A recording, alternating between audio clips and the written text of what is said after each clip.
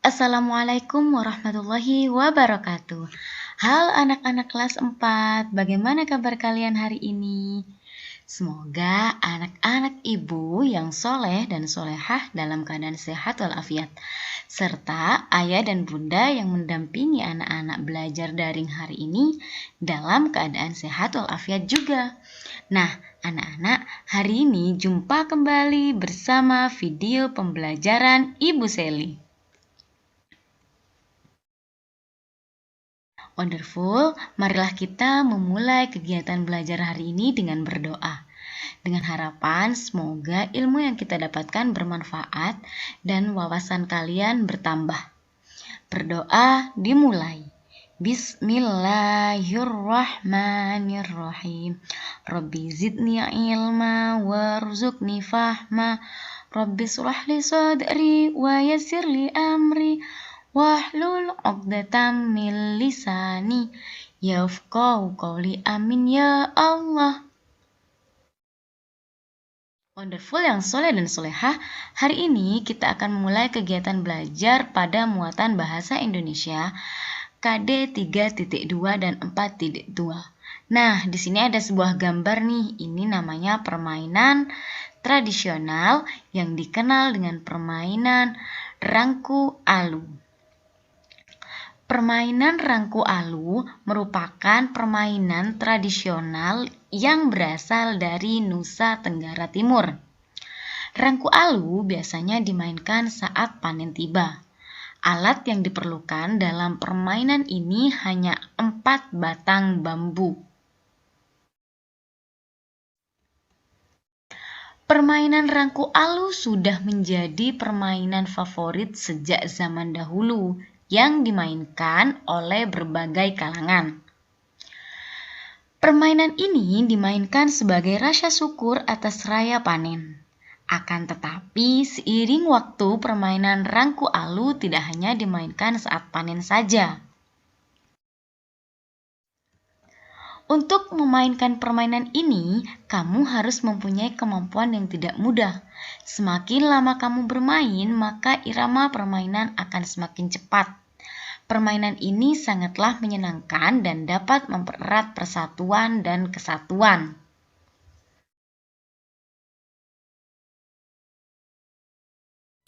Adapun peraturan dan tata cara bermain rangku alu, diantaranya yang pertama, terdapat 2 kelompok untuk memainkan. Masing-masing kelompok beranggotakan 4 orang.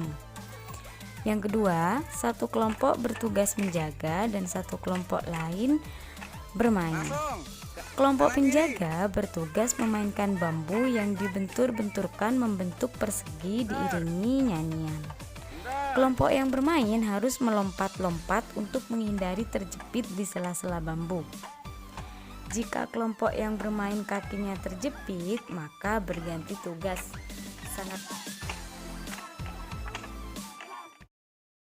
Oke anak-anak kelas 4 yang pintar dan hebat-hebat, hari ini Ibu akan mengajak kalian bersama Boni dan Nana melakukan tanya jawab. Yaitu melakukan tanya jawab di mana soalnya bisa kalian baca juga di buku Kupas 4A halaman 103 bagian Ayo Pahami dan Jawab. Soal pertama, dari manakah asal permainan rangku alu? Permainan rangku alu berasal dari Nusa Tenggara Timur. Sekarang aku yang tanya, apa peralatan yang digunakan dalam permainan rangku alu? Aku tahu itu alatnya apa. 4 batang bambu. Wah, kamu benar.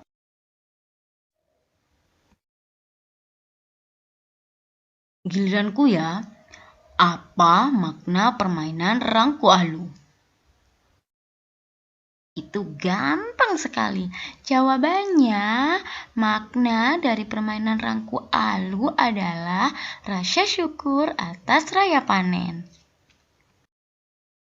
Sekarang aku yang bertanya, Apa nilai yang terkandung dalam permainan rangku alu? Sudah pasti nilai yang terkandung yaitu mempererat persatuan dan kesatuan. Nah, anak-anak, kenapa permainan rangku alu dikatakan mempererat persatuan dan kesatuan? Di sini dimainkan beberapa kelompok. Jadi ada 2 kelompok, ada yang bermain, ada yang memegang bambu. Dari sini kita akan belajar persatuan dan kesatuan. Sekarang aku nih yang akan bertanya, bagaimana peraturan dan cara bermain permainan rangku alu? Mau tahu jawabannya? Ayo ajak anak-anak Wonderful Class baca buku halaman 102. Ingat ya, buku yang dibaca buku Kupas 4A. Pasti kalian tahu jawabannya. Nah, anak-anak, untuk kalian agar mengetahui jawaban dari pertanyaan terakhir ini, silahkan dibaca ya di buku Kupas 4A. Ini bukan tugas, tapi ini menambah wawasan pengetahuan kalian tentang materi hari ini. Oke, wonderful. Hari ini kita akan lanjutkan pada muatan IPA KD 3.6 dan 4.6. Yaitu tentang pemantulan dan penyerapan bunyi. Pemantulan bunyi. Bunyi dapat dipantulkan bila mengenai benda yang keras. Contohnya kaca, kayu, batu, dinding, dan logam. Maksudnya bunyi ini memantul seolah-olah seperti bola yang terkena pada dinding. Dia akan kembali. Nah, itu yang dikatakan pemantulan dari bunyi. Nah, dinding yang terbuat dari susunan batu bata dan semen dapat memantulkan bunyi.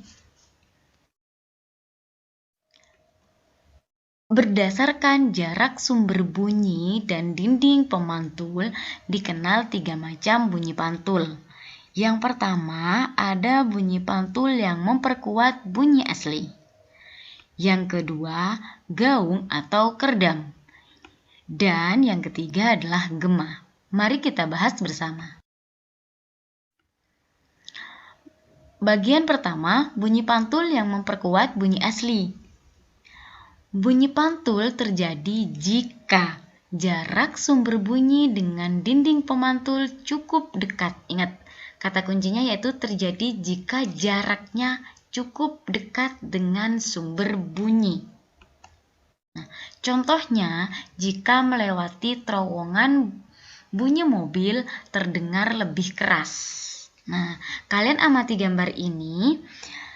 Antara sumber bunyi, yaitu kendaraan baik motor ataupun mobil, dengan pemantulnya yaitu terowongan, itu jaraknya cukup dekat sehingga bunyi mobil itu terasa sangat nyaring atau lebih keras dari biasanya dari yang melewati bukan pada terowongan. Yang kedua, gaung atau juga bisa disebut dengan kerdam. Gaung merupakan bunyi pantul yang terdengar sebelum bunyi asli selesai. Hal ini menyebabkan bunyi asli menjadi kurang jelas. Nah, kalau di sini bunyi pantulnya terjadi sebelum bunyi selesai. Misalnya nih, ada bunyi asli mengucapkan datanglah. Nah, maka yang terdengar yaitu awalnya datanglah, tapi seolah-olah di sana ada kata datanglah. Nah, seperti itu. Jadi sebelum ada kata da pertama dimulai, itu seperti ada bunyi sebelum itu. Nah, contoh bunyi ini terjadi dalam gedung bioskop dan gedung konser. Yang paling mudah dipahami kalau kalian menonton konser itu seolah-olah ada bunyi sebelum bunyi itu selesai itu ada bunyi lain. Nah, tapi kosakata yang keluar persis atau mirip dengan bunyi yang diucapkan. Kemudian yang ketiga ada gema.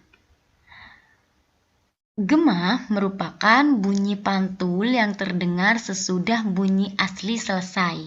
Gema terjadi jika sumber bunyi dan dinding pemantulnya jaraknya cukup jauh.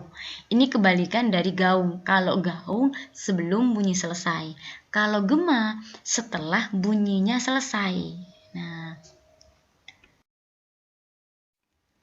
misalnya bunyi asli datanglah. Maka bunyi yang terdengar datanglah, datanglah seperti itu.